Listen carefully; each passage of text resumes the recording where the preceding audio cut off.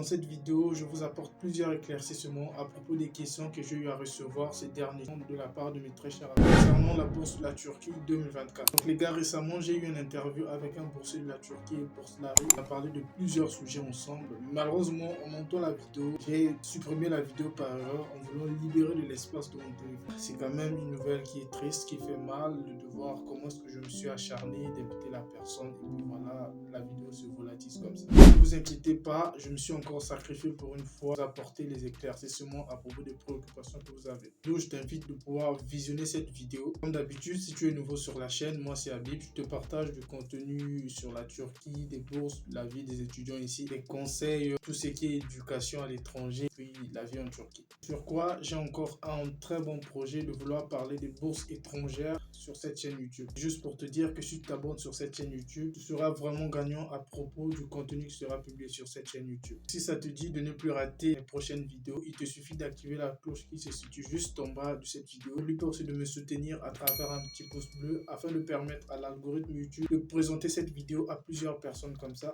Voilà, sans plus tarder, je vais vous inviter dans le site de la Turquie et Bourslari pour vous montrer comment ajouter les bulletins, voilà, comment mettre les licences, je ne sais pas quoi là. Il y avait des questions similaires, le master. Il y avait plusieurs questions de ce genre, du genre je suis en master, l'endroit approprié pour mettre mes bulletins ou bien quelque chose comme ça. Où se trouve l'endroit approprié. Donc ce que je vais faire, je vais vous inviter tout simplement et puis je vais vous expliquer en même temps. Voilà, donc ici je vais aller ouvrir le site directement. Vous allez voir, se connecter directement. Je vais me connecter avec mon ancien compte car je n'ai pas eu vraiment un compte parmi mes abonnés qui marchait vraiment avec le temps parce que là je dois me déplacer aussi demain, donc je n'ai pas le temps, comprenez-moi. Je vais directement aller sur des informations sur l'enseignement. C'est ici que beaucoup de gens ont bu. Vraiment, 99% des gens n'ont pas compris la partie là. Ici, vous avez école moyenne ou bien le collège. Ok, ça c'est le collège. Ça veut dire que vous avez la possibilité de mettre vos bulletins du collège, tout comme vous pouvez aussi mettre votre BPC ici. Ici, c'est autorisé, ok? On a même parlé de ça avec le frère là, mais malheureusement, la vidéo s'est volatilisée. Donc, ici, le lycée plus, ça veut tout simplement dire pour des personnes qui vont postuler pour la licence, mais qui ont leur bac. Donc, ça veut dire que ici, sur ce champ-là, je vais rentrer comme ça pour très bien vous expliquer. Sur ce champ-là, vous avez la possibilité de mettre les bulletins de la seconde, première et terminale. Ok, vous avez la possibilité et de mettre en même temps votre bac. Maintenant, qu'est-ce qui se passe ici? Il y a un petit problème que je n'avais pas bien expliqué. Arrivé à ce niveau-là, il y a eu des gens qui m'ont posé des questions à savoir, Habib, comment il faut faire pour ajouter des bulletins? Ici, quand tu prends tes bulletins de la seconde, première, terminale, tu dois normalement résumer ça dans un bulletin. Je ne sais pas si c'est possible dans d'autres pays, mais mon ami qui a fait ça l'année passée, en Haïti, ils font souvent ça. C'est-à-dire que c'est un bulletin qui résume l'école là où il a fait tout son lycée, tout le parcours lycée. Vous voyez ici, si je monte là, il y a un endroit là où on dit à quelle année est-ce que vous avez commencé tout simplement les diplômes que vous venez de mettre là. Moi, par exemple, j'avais juste mis le bac. Donc, j'ai juste considéré l'année où j'ai commencé le bac et l'année où j'ai terminé, c'est ici. Mais donc, si vous voulez mettre aussi avec les bulletins, ce qu'il faut faire, c'est soit avoir le résumé des bulletins de la seconde, première et terminale. Résumer ça. Et puis, vous mettez ça ici. Vous collez ça avec le relevé de notes du baccalauréat. C'est-à-dire que ça devient un fichier qui contient, vous allez combiner deux PDF. Le premier PDF va contenir exclusivement vos bulletins de la seconde jusqu'en terminale et aussi le relevé de notes du baccalauréat à part maintenant. Maintenant, si vous ne possédez pas ça, si vous ne pouvez pas faire la procédure là, qu'est-ce que vous allez faire? Vous allez prendre tous les bulletins, les 9 bulletins, de la seconde jusqu'en terminale, si c'est 7, de la seconde jusqu'en terminale, vous prenez les relevés de notes là. Les bulletins, ce sont des relevés de notes, tous les relevés de notes là, et puis vous combinez ça avec le relevé de notes du baccalauréat. Quand vous allez finir de combiner ça, vous mettez ça ici sur la barre relevé de notes. Ici, c'est exclusivement le diplôme, c'est-à-dire l'attestation. L'attestation que vous avez là, l'attestation qui est bien faite là, vous faites imprimer, voilà, vous mettez ici. Maintenant, ici, vu que vous avez soumis les bulletins de la seconde jusqu'en terminale, vous allez venir ici sur la date du début. Vous allez mettre la date auquel vous avez commencé votre seconde et la date d'achèvement de votre parcours du lycée ici.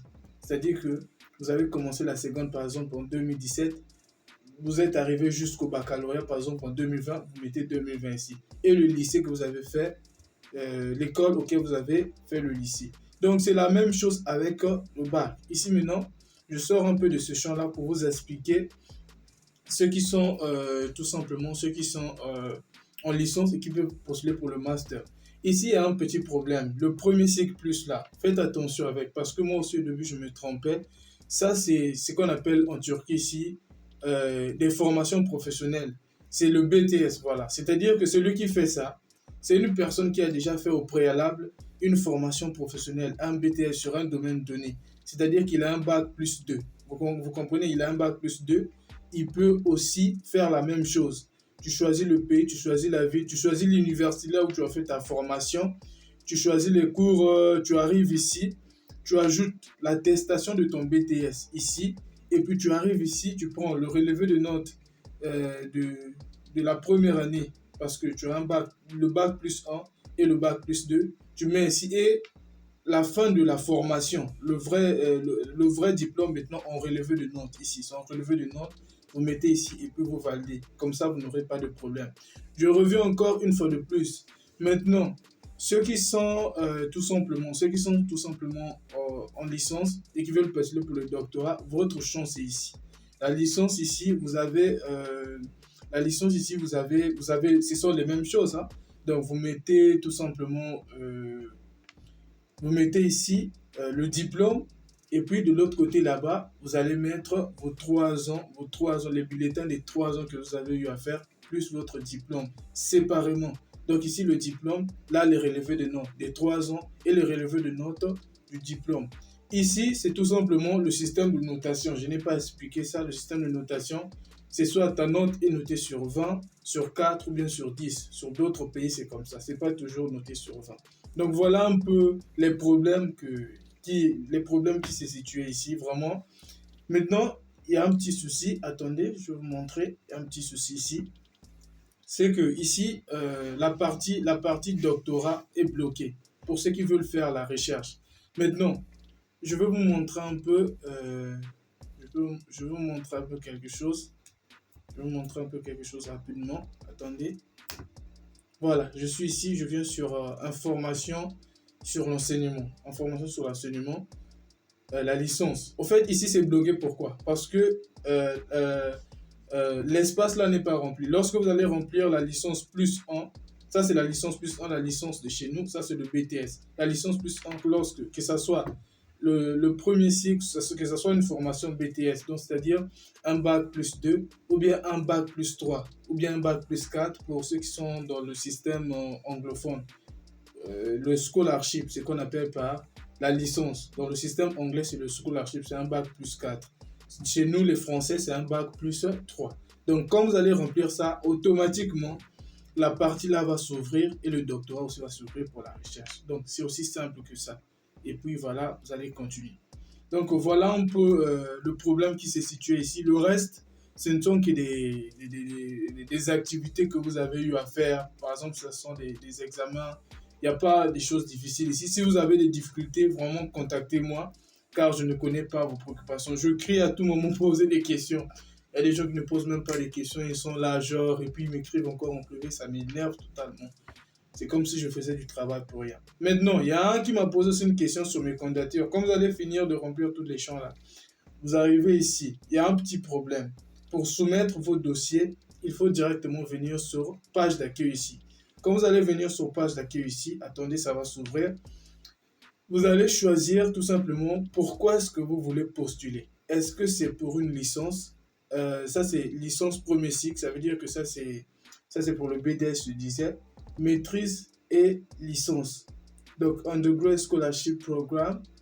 Ou bien ce que vous voyez ici. Ce que vous voyez ici. Donc, ça, je crois que ça, c'est pour les formations professionnelles. Ça, c'est le master simple.